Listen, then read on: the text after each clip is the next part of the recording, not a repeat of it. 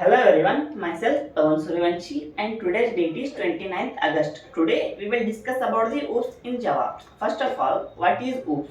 OOPS is an object-oriented programming language that is used in the Java programming language.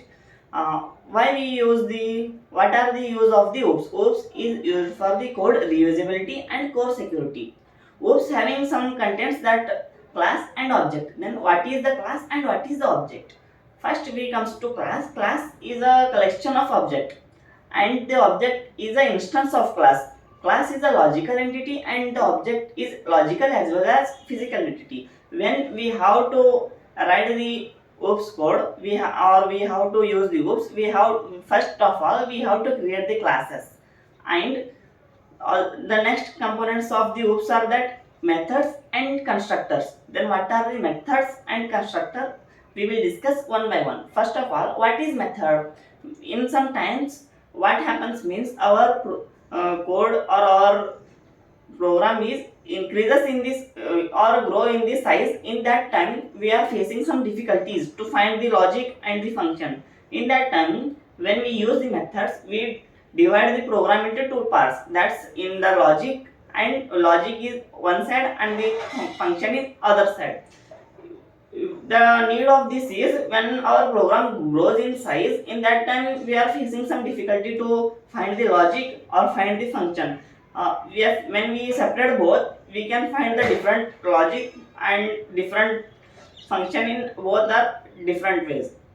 What are the types of methods? Methods are mainly in some parts that parameter with parameter with no return, parameter with return, return with no parameter, and return with parameter. And the next thing is constructor. What is constructor? Constructor means when it's a special type of method only. Constructor name and the class name should be same. Constructor has some terminologies and constructor has some conditions. That conditions are like this: the class name and the constructor name should be same. When the object is created, the constructor automatically called it.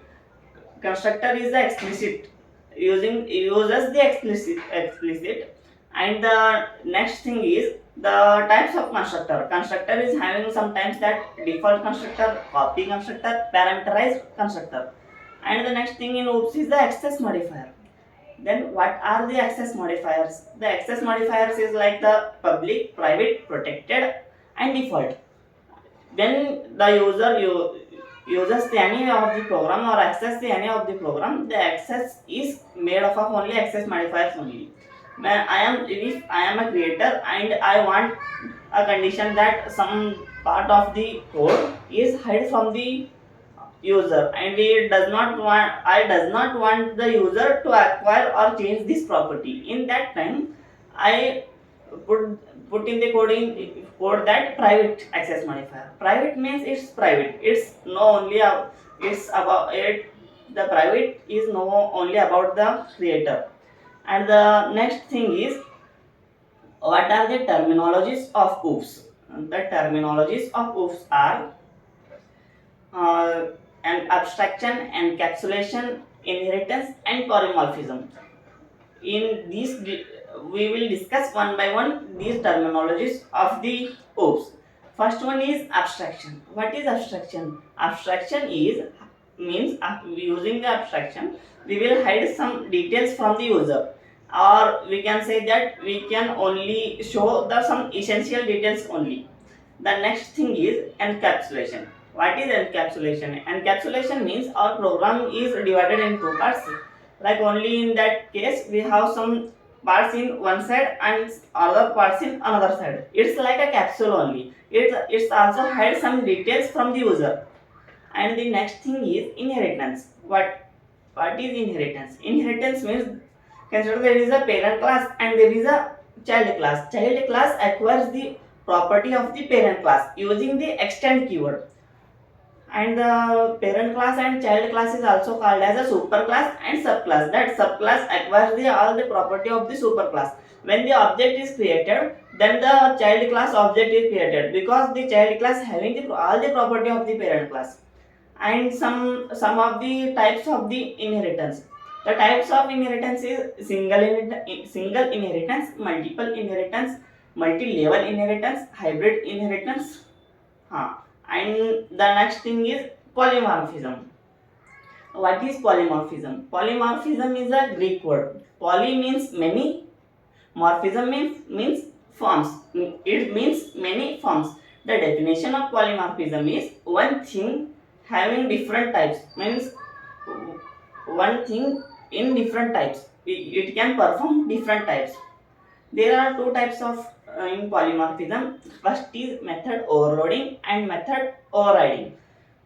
First of all, what is method overloading? Method overloading means there are two classes.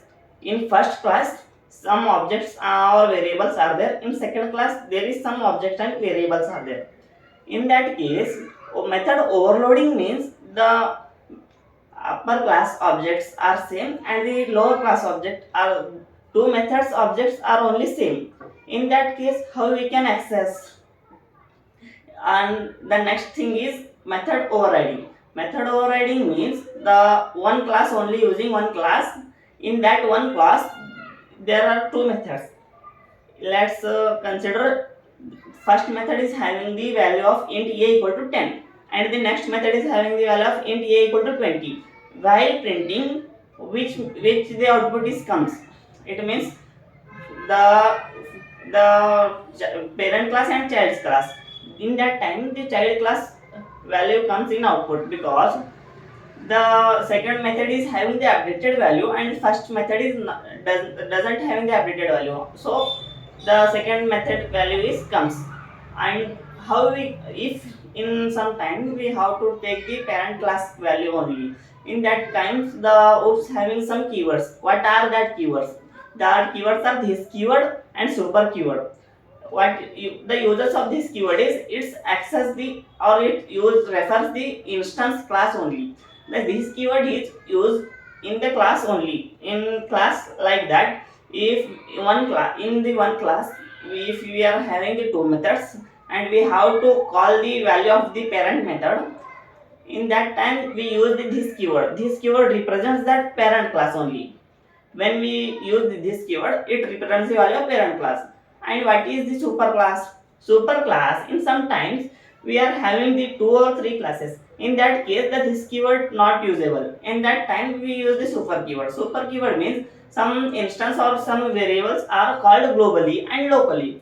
The globally declared variable is we have to call that variable. In that time, how it occurs means in the global variable there is a value of int a equal to 10, and in local variable there is also uses int a. In that time, how we can access the global variable and how we can access the local variable? In that time, we use the super keyword. Super keyword access the global variable values. The next thing is some void and static. What is void and what is static? Void does not need any return data types or return value. And what is static? When we use the static, in that time there is no need to access, no need to create the object. Means it enables us to execute the code without creating the object of classes. Right? And we use a final keyword. Final keyword means when we use the final keyword, there is no need to update value because it's final value and the user does not have the authorization to reuse or recreate or modify the value. And the next things are like this is only oops is used for the code reusability and it provides the security. Abstraction provides the 0 to 100% of security. Thank you.